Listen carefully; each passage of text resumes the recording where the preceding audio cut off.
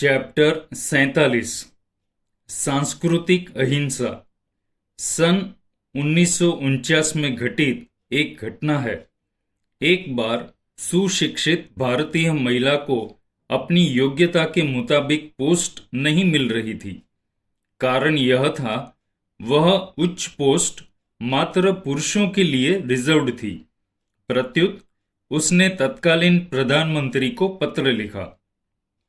मान्यवर, क्या भारतीय संस्कृति योग्यता और क्षमता को उचित स्थान देना भूल गई है?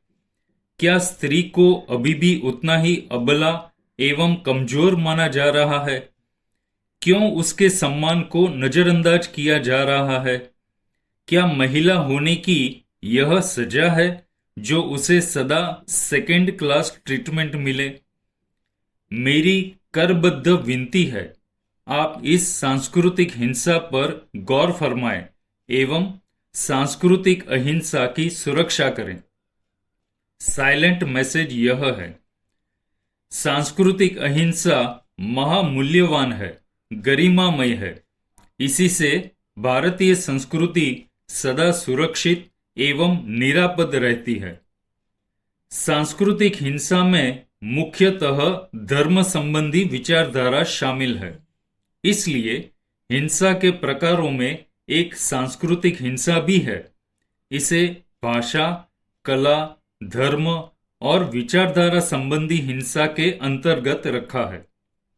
ऐसी हिंसा मानवीय आवश्यकता और सामान्यतः जीवन का अपमान है।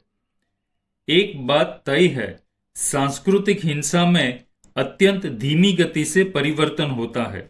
इसी कारण वह दीर्घकाल तक जैसी है वैसी ही बनी रहती है। फिर भी प्रत्येक मानव को उसे हिंसा मानकर उसका परित्याग कर देना चाहिए। आप जानते हैं, संस्कृति की अभिव्यक्ति कला, नृत्य, भाषा एवं विचारधारा से होती है। यह भी सच है, सबको अपनी संस्कृति का ही गौरव होता है और यहां तक सब ठीक है।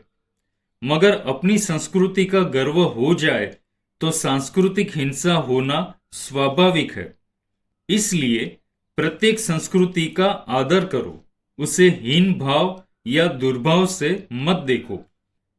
एक बार विचार करो, क्या सांस्कृतिक हिंसा का निवारण भी अहिंसात्मक दृष्टि से ही संभव है? धर्म एक आस्था है, स्वभाव है या संप्रदाय है? स्मरण रहे, धर्म को अधिकांशतः संस्कृति के आधार पर माना जाता है। प्रत्येक धार्मिक समूह अपने विश्वासों को ईश्वर प्रदत्त मानता है। साथ ही अन्य धार्मिक समूहों को अन्य की तरह देखता है। यह सच है, धर्म एक आस्था है, संस्थान भी है जो मानव के व्यवहार में इस तरह घुल मिल जाते हैं जिन्हें अलग करना मुश्किल है। सांस्कृतिक हिंसा को प्रभावित करने वाली इतिहास में संप्रदायवादी और राष्ट्रवादी अनेक घटनाएं हैं। बहुत से देशों में अन्य धर्मानुयायी को द्वितीय श्रेणी के नागरिकों का दर्जा दिया जाता है। फलतः एक संप्रदाय दूसरे संप्रदाय को अपना शत्रु समझता है और उसका विनाश अपना धार्मिक कर्तव्य मानता है। राष्ट्रवादी हिंसा भी अन्य राष्ट्र को अपने से हीन या शत्रु मानने का ही परिणाम है। एक पल रुको और भावना भाओ। सभी जीवों को ऐसा सामर्थ्य मिले कि वे स्वीकार भाव से सभी संस्कृतियों को देखें, तभी सह अस्तित्व की सुरक्षा होगी और सबके दिलों में संवेदना सदा जीवंत रहेगी।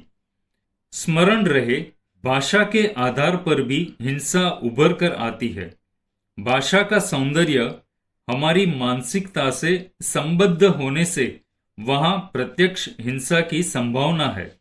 जैसे लैटिन पर आधारित भाषा में समस्त मानव जाति के लिए पुरुषवाचकता का प्रयोग है जो स्त्री वर्ग को अदृश्य कर देता है। यूरोपीय कला एवं साहित्य में काली जाति तथा आदिवासियों को जिस प्रकार आंका जाता है वह भी सांस्कृतिक हिंसा की मानसिकता को ही दर्शाता है। कहना यह है, सांस्कृतिक हिंसा का निवारण भी अहिंसात्मक दृष्टि से ही संभव है। आधुनिक मानव विज्ञानी भी अब यह स्वीकार करने लगे हैं, सभी संस्कृतियों का समान महत्व है। इसलिए धार्मिक आस्था वाला एक समूह अपनी अस्मिता को मुख्य रखते हुए अन्य धार्मिक आस्था वाले समूहों को गौण करे, मगर घृणा नहीं करे और न उन्हें हीन माने और न नीचा दिखाने की चेष्टा करें। परिणामतः सांस्कृतिक अहिंसा सदा जीवंत बनी रहेगी। जियो और जीने दो। सुसंस्कारों की पूंजी को संभाल कर रखो ताकि संस्कृति का महत्व क्षीण न हो पाए।